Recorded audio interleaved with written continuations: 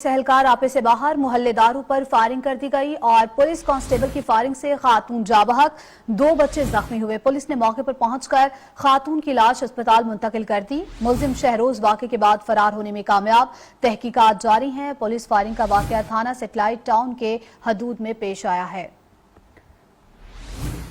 नुमाइंदा 7 न्यूज़ तासीर मुगल हमारे साथ मौजूद है। तासीर मुगल, बताइएगा ये वाक़या किस तरह से पेश आया?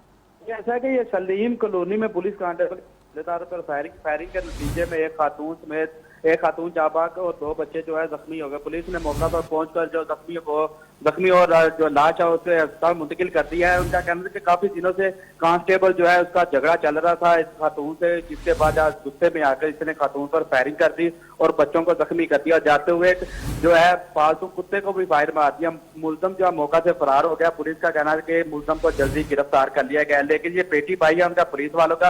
आप ये देखना ये होगा क्या सैलाट और पुलिस अपने पेटी भाई को गिरफ्तार करेगी या पहले की तरह ऐसे ही आजाद छोड़ देगी। ठीक है, बहुत शुक्रिया आपका तासीर मुगल, आपने हमें अपडेट किया।